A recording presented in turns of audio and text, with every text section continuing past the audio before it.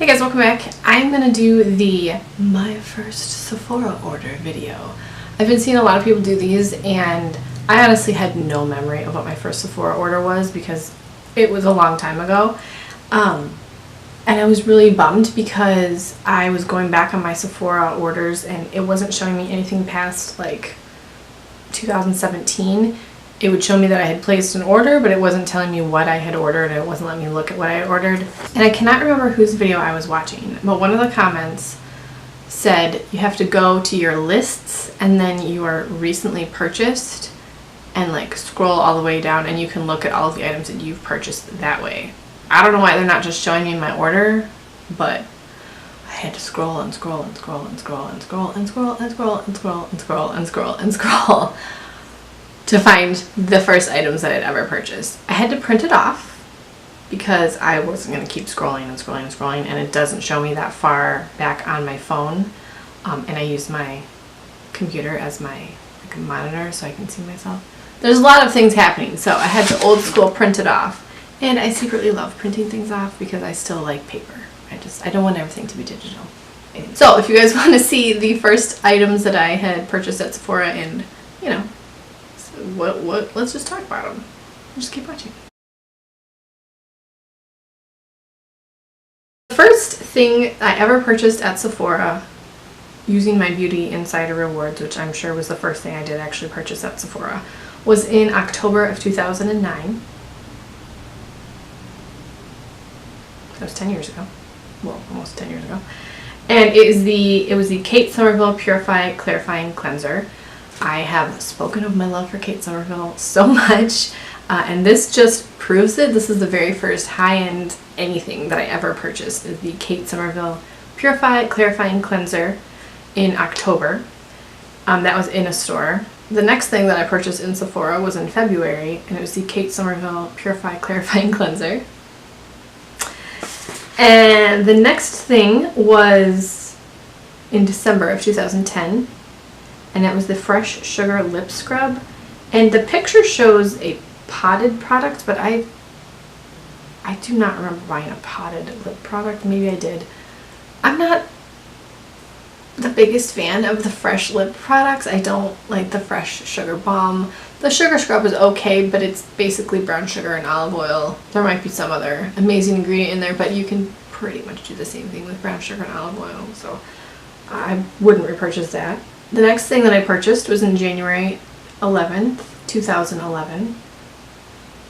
I don't know why I said the date for that, like the specific date, but and that was on Sephora.com. This was my first Sephora.com order, and it was the Kate Somerville Purify Exfoliating Cleanser. I love that cleanser. It's still one of my favorites. It's the Kate Somerville Exfoliating Cleanser. The next item was in September of 2011, and it's the Kate Somerville Purify Exfoliating Cleanser. The next thing was in October of 2011, and it's the Nails Inc. Wyndham Collection, and I do still have that actually. It is a dark green, basically looks black cream polish, and then it came with a special effects flaky topper. They were ahead of the time. There were 3 of these. I do own all 3 and I still have all 3. And the flakies are different. Like one is more blue green, one is more green yellow, and then one is more like red green. This one is the Wyndham Collection and it is more green. I'm pretty sure that the bases have all changed color. I feel like they were not this color when I bought it. But it was also like 9 years ago, so I don't remember. Then the next thing was in November, and that was the Donmar Collection, and it's the same thing. This is a really dark burgundy brown, but it basically looks black. And then the flaky topper. I'll insert pictures, obviously. Can't really tell much from these. I did also purchase a Nails Inc. Special Effect Electric Lane Holographic Glitter Top Coat, and I'm pretty sure that this dried out because I had this for a very long time, and I think that it kind of just evaporated and I was like beyond saving. But that was a really beautiful scattered but very holographic top coat. It was really nice, but I don't have that anymore. The next thing was in June of 2012, and it was the Kate Somerville Purify clarifying cleanser. And then another Nails Inc polish, the Nail Jewelry in Princess Arcade. I just decluttered this. I might still have it somewhere actually, but I just hadn't used it. It's a bright pink glitter topper, and there were 3 of them. There was a sapphire blue and an emerald green. I still have the emerald green, but the blue and the pink, I mean, I probably have them somewhere, but they're buried in a box. They were fine. I really like Nails Inc polishes.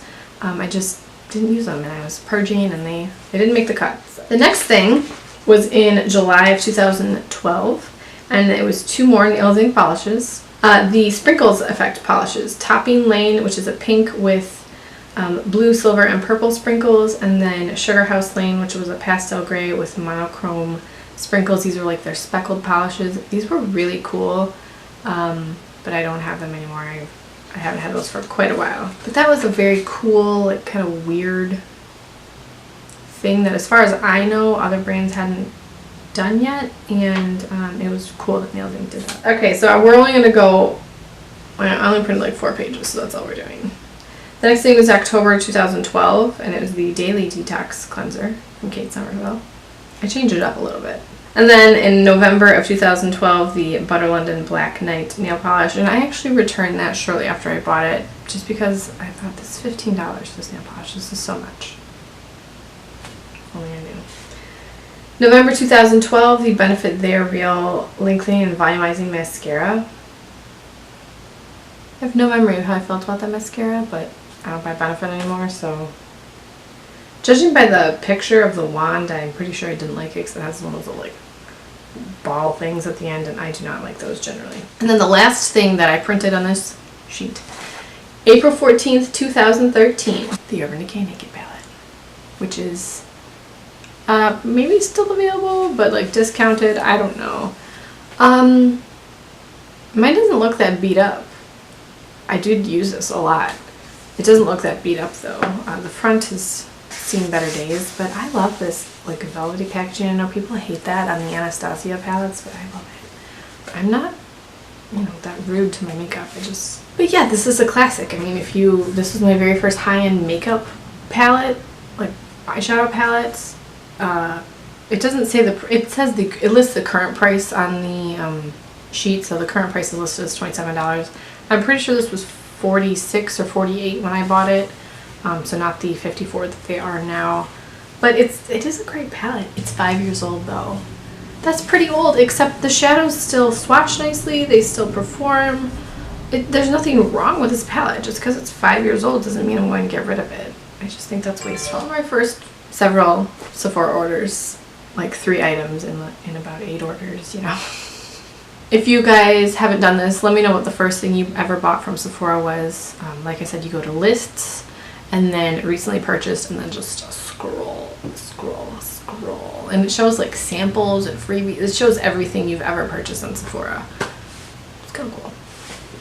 I believe that Taylor is the one who started this. So if that's true, I'll leave her channel link down below. And if not, I will find the person who did and link their channel below. But if you've done this, let me know what your first Sephora purchase was, and if you don't want to tell me, okay.